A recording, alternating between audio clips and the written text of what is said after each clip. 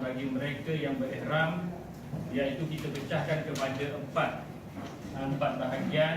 Yang pertama dari segi pakaian, yang kedua dari segi hiasan, yang ketiga alam sekitar, dan keempat hubungan suami isteri. Dan pada pakaian itu sendiri terdapat padanya ada 4 pecahan, 2 untuk lelaki dan 2 lagi untuk perempuan. Manakala hiasan ini semualah, maksudnya dari segi larangan untuk mencabut bulu, memotong kuku, memakai minyak di kepala, janggut dan apa bulu-buluan. Dan yang seterusnya keempat adalah memakai wangian di badan dan juga di pakaian, termasuk juga menghidu atau mencium bau wangian. Yang seterusnya bagi alam sekitar terbagi kepada 2, yang ini mencabut yang berkaitan dengan pokok lah, yang mencabut, menebang, mematahkan pokok di tanah haram. Dan yang keduanya dilarang memburu, menangkap, mengurung, membunuh binatang ketika sedang dalam keadaan berihram. Manakala yang keempat, yakni hubungan suami isteri, dilarang untuk menikah, menikah, mewakilkan terima nikah. Dan seterusnya dilarang melakukan permulaan persetubuhan dan seterusnya persetubuhan. Ini yang dikatakan 13 larangan ihram. Ya. Kalau dia sedang ihram sana, sedangkan dekat umur dia di Malaysia, dia mengurung binatang. Tak. Itu tak masuk lah kan. La yukallifullahu nafsan illa wus'aha. Macam mana? Yang mulut tu muka letak tangan bukan lelaki tu. Tak, itu perempuan lah. Itu khusus untuk perempuan. Mereka yang pakai liqah dan juga mereka yang pakai tangan. Maka bagi mereka, perempuan yang berihram, dia kena buka. Buka dan dia termasuk juga sarung tangan. Lelaki ada ke perempuan? Emas. Kalau emas ini, tak galakkan kita beli ada penapis hidung. Penapis hidung tu, dia tu disebabkan di dalam lubang hidung tuan lah. Kan? Dia ada penapis dia. Jangan pakai emas. Tak ada pakai emas. Itu ada jual. Ada dijual di farmasi.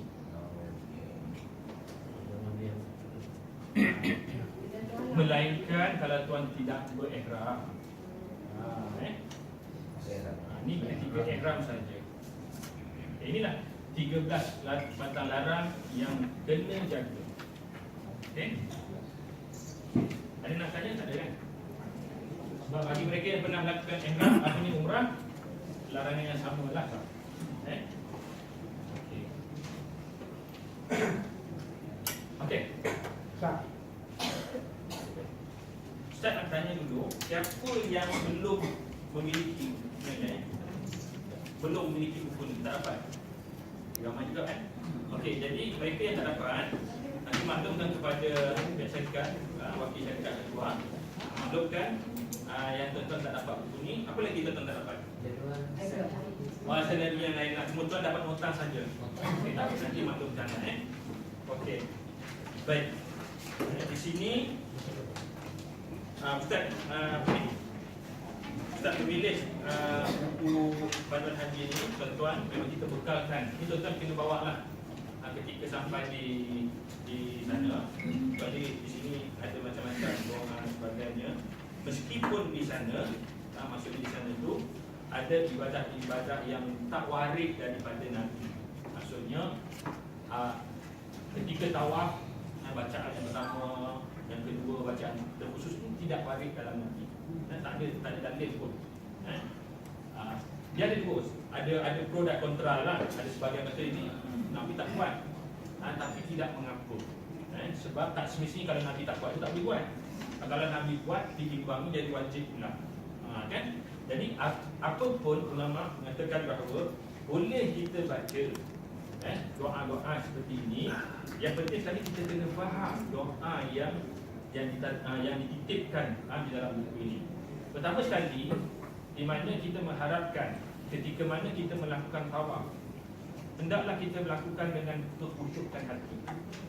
Jadi banyak doa-doa yang terakam di dalam buku ini, doa yang sangat baik.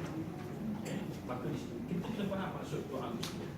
Tak semestinya kita kena baca bahasa Arab. Kalau baca bahasa Arab pun kita tak faham. Baca bahasa Melayu.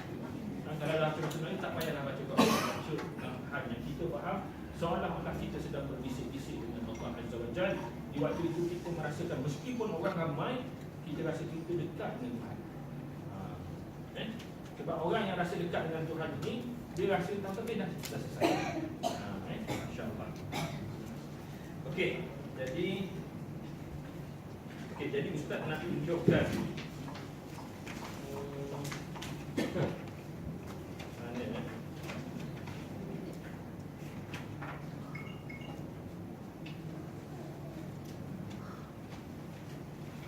okey, Ustaz, setakat ni ada yang tanya tak ada kan?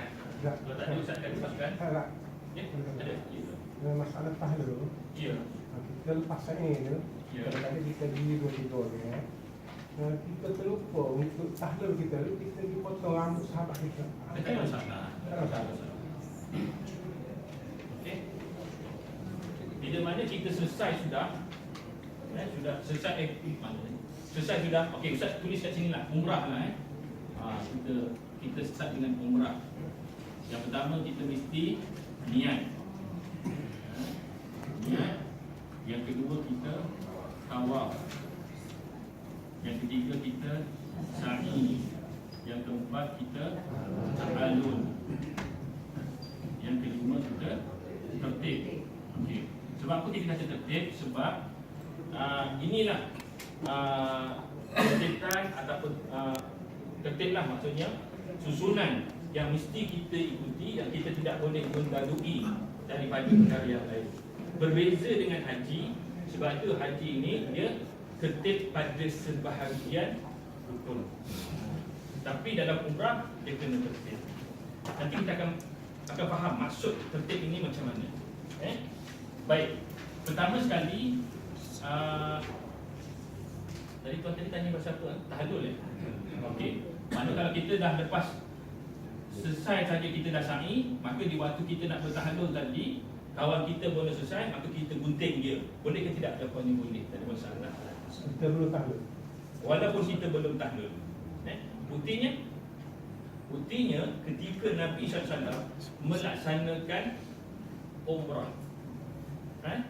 Ketika Nabi melaksanakan umrah pada tahun yang ke-5 Hijrah, ada sebahagian kata 6 Hijrah, ketika waktu itu Nabi dihalang untuk melaksanakan umrah waktu itu. Nabi elak sana sampai ke Hudaybiyah. Sampai di Hudaybiyah, setelah berlakunya proses sulhul Hudaybiyah yang mengatakan Nabi boleh melaksanakan umrah pada tahun depan. Lalu Nabi beritahu kepada para sahabat, kita dah boleh bertahlul. Kan? Sedangkan yang datang semua dalam keadaan Nabi kata kita dah boleh bertahlul. Namun seorang pun tak bertahlul. Lalu Nabi masuk balik ke kemah, Nabi beritahu pada isteri baginda bahawa orang lain tak nak tahlul. Lalu isteri baginda kata kalau Nabi mulakan dulu, maka yang lain akan ikut. Baik. Siapa yang tahlulkan Nabi? Dia dah bertahlul belum?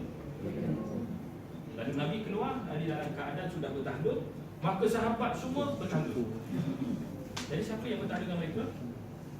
Sama mereka. Okey. Jadi mereka itu bukan niat nak mencabut, tetapi nak bertahlul, maka tak ada masalah. Ya? Okey. Tak jawab tak? Kita jawab. Alhamdulillah. Baik. Okey, baik. Kita mulakan dengan niat. Niat ni Mekah. Boleh tak kita niat di KLIA?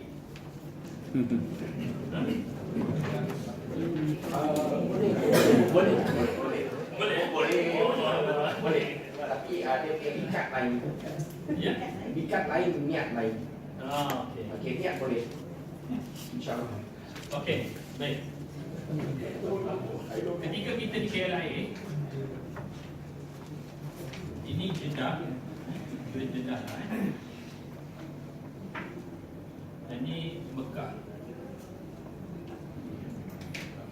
Ini kita panggil Qarnul Manazil.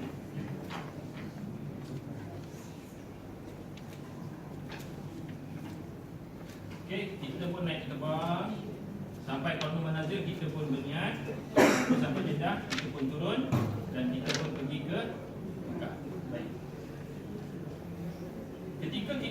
ada di kono manazil, lalu kita pun niat di ikot. Dan kita mesti dalam keadaan niat dan berihram. Berihram.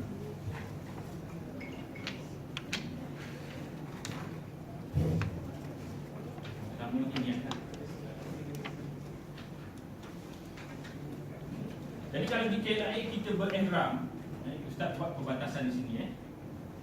Kalau kita di KLIA kita berihram, tapi kita tidak niat, maka kita kena niat di qaul manazil. Dan ini tempat buka dan ini sunat dan afdalnya di sini. Tetapi kalau kita niat di sini, boleh ke tidak? Jawapannya boleh. Yes. Tetapi kita sudah bermula dengan 13 sekarang. Odong. Okay, yes, correct. Okay? Okey, niat dari rumah, bukan KLIA, dari rumah. Okey. Dari tahun ni Dari rumah. Okey. jam tu lagi. Panjang. Okey. Okey, jadi kena jam tak? Tak. Okey. Seandainya tuan terlepas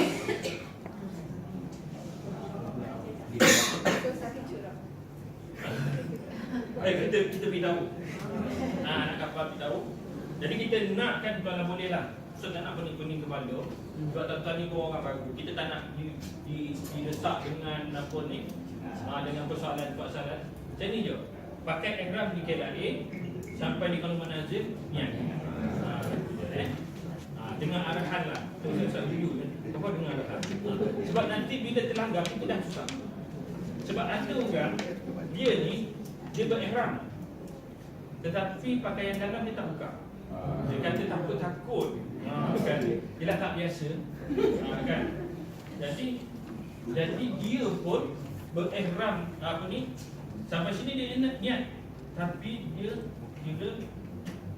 memakai pakaian berjaya. Sah tak? Sah. Tapi dia kena dalam sehari. Pakaian berjaya. Jadi pastikanlah sampai di airport tu, kalau tak nak di rumah pun di airport, siap-siap lah. Okey. Ada orang dia dalam kapal terbang, tapi pastikan dengan bersih pasal. Kalau satu punya, bila masih pakai nanti kita punya. Tinggal tak pakai apa. Okey.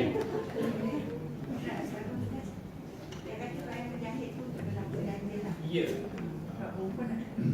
Tak, sebab tu dia tulis lagi menutup kepala. Ya. Okey. Jadi jelas jelas. Okey, baik. Bagaimana sekiranya kan sampai di ketika kita berihram ni pernah berlaku ketika Ustaz mengendalikan umrah pada tahun lepas pada bulan 12. Ketika ini sebab kami turun daripada Madinah kami berdekat di Jeddah Ali, lalu kami melakukan umrah. Oleh kerana hotel kami ini berdekatan dengan Masjidil Haram, Jeddah Sofa ni sebelahan Masjidil Haram je. Jadi kalau kami lambat sikit, maksudnya kami tak boleh masuk. Maksudnya tak boleh nak masuk ke Mekah sebab lambat ni maksudnya bila masuknya waktu solat itu akan ditutup. 1 jam sebelum itu bas tak boleh masuk. Jadi kami masuk selepas pada waktu solat. Jadi kami masuk dan kami tak sempat nak solat bersama. Kami pak dulu, pakaian dulu, beg besar masuk dulu. Dan ada jemaah dia solat di dalam bilik. Bila dalam bilik, oleh kerana dia ni biasa pakai kopiah, jadi dia pakai kopiah. Okay. Dalam keadaan dia belum selesai lagi. Lepas tu ada pula jemaah pada hari yang lain, dia ni ketika dia tawaf, tiba-tiba masuk waktu solat, dia pun duduk-duduk ni perempuan. Dia tercabut sebahagian dari kuku. Tercabut. Dia tercabut lah dulu. Dia kira macam ada lebihan tu, dia tarik. Lalu dia jumpa Ustaz ustaz macam mana. Yang tadi, yang lelaki tadi dia terpakai tadi pun, isteri dia pun sampai datang jumpa ustaz menanya-nanya. Ustaz, kambing sektor ni Pak Ada dia kan? Jadi ustaz kata tak apalah. Bagi masa ustaz di Masjidil Haram ni, di dalam dekat Kaabah, dekat luar ni hotel kita. Di sini ada dipanggil al-irsyad wa tawdih. Jadi kalau kita ada soal jawab berkaitan dengan apa jua manasik haji, umrah dan sebagainya, biasa di waktu sini memang ada seorang syekh yang duduk dalam ni bangunan Waduk Putih. Apa je soalan memang kita akan tanya. Ramai. Dia selalu buka lepas waktu isyak. Jadi ustaz pun datang berebut-rebut dengan Arab. Orang Melayu memang seorang pun tak ada. Orang Melayu dia soalan dia tanya bahasa Arab. Tanya berebut jadi pun dia ingat ustaz tak nak dengar dia. Ustaz berebut. Ustaz kata awal orang datang dulu tanya dulu. Antal awal. Tanya. Ustaz bertanya. Lalu Ustaz tanya, ma hukmul irtiqab ba'da zuhur nasiyan atau jahilan? Maksudnya apa hukum syekh kalau sekiranya seorang itu dia langgar 13 kata larang disebabkan dia terlupa, ataupun dia memang jahil tak tahu. Ingat ini dia tahu dia. Maka kata syekh ma'alaihi syekh la syekh alaihi. Maksudnya tak mengenakan apa. Alasan daripada firman Allah Ta'ala, Rabbana la tu'akhidna in nasina aw akhtana. Wahai Tuhan kami, janganlah kau kira salah disebabkan kami terlupa ataupun kami jahil. Maka disebabkan hak. Tapi jangan sebab itu larangan-larangan yang dikenakan dalam itu kepada mereka yang melanggar dengan sengaja baru dikenakan dam. Ada pun orang yang terlupa, memang dia betul-betul terlupa. Sebab itu ibadah haji ni, umrah, sebenarnya kita takkan boleh cek. Mutawi tak akan cek, melainkan Tuhan dia yang tahu apa niat haji kita. Maka sebab itu, sebab itu Tuhan tahu bahawa kita hubungan kita macam mana. Dan memang kita tak pernah, bukan kita nak anggar pun, memang kita tulis. Bila ustaz kata hatta taqlidul aswar, sehingga ketika itu pun dia ke aku syekh. Ada soalan, tak ada dua soalan. Itu soalan satu je yang ustaz beritahu. Dan yang kedua nanti. Okey, baik. Terima kasih. Kalau rambut kita yang dikatakan itu Ya. Jadi Ustaz pergi information center, so dia bagi tahu, so orang tu tak payah bayar dam lah. Okey, Alhamdulillah. Allah Maha Pengampun. Allah Maha Pengampun. Most merciful. Subhanallah. Ustaz nak tuan nak takut tak? Jangan enjoy sangat.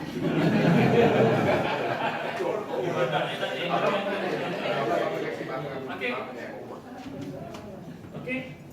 Dah. Baik. Kalau dah selesai ni, tutup. Okay, baik. Kita start daripada niat. Okey. Niat. Niat. Okey. Kita mulakan dengan niat. Okey. Nawaitu. Ini terpulang pada tuan-tuan nak buat haji ataupun umrah. Kalau umrah kita buat al-umrah ta'ala wa ahram rabbi fiha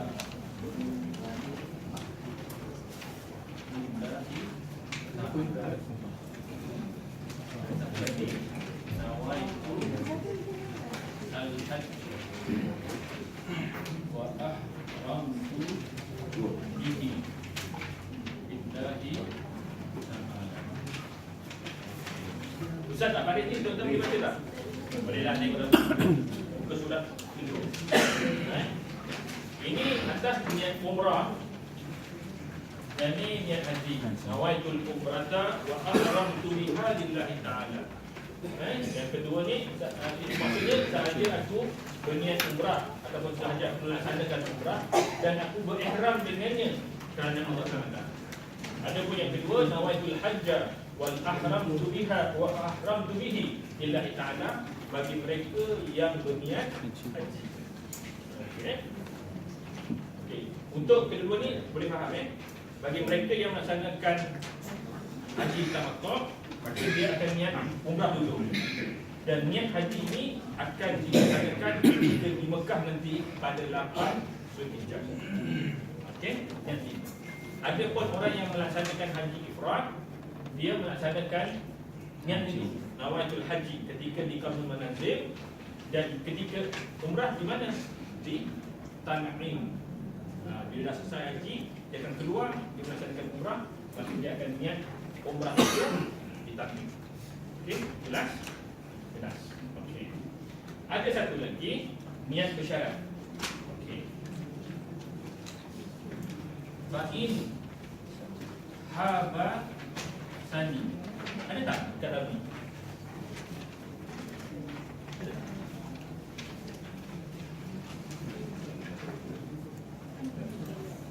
Niat bersyarat ada tak dalam ni? Ada satu Okey, tak apa. Wa'in haba sani habisun famahali haitsu haba sani.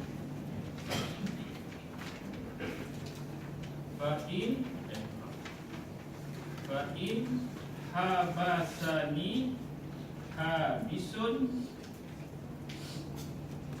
famahalli haitsu habasani. Ada nampak? Okey, boleh nampak tak? Fa'in habasani habisun famahalli haitsu habasani.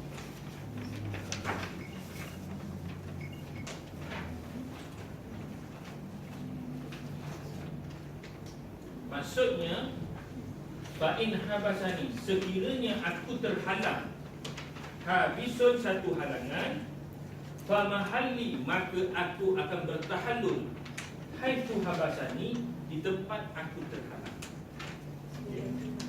Okey. Kita betul-betul. Dah siap tulis? Okey. Okey. Fa'in habasani, sekiranya aku terhalang, habasani aku terhalang, habisun satu halangan, famahalli, maka aku akan bertahallul. Ni maka aku akan bertahallul, haitsu habasani, di tempat mana aku terhalang. Ini niat bersyarat.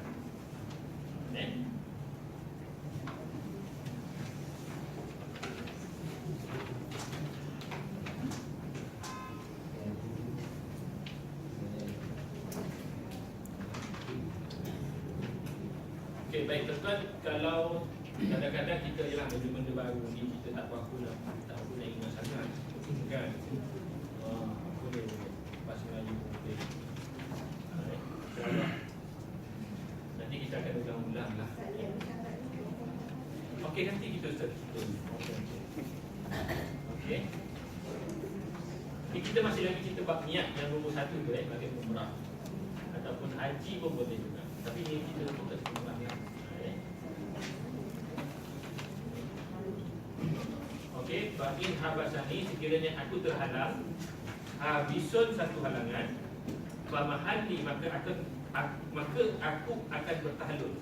Famahalli, maka aku akan bertahallul, haitsu habasani, di tempat mana aku terhalang. Okey.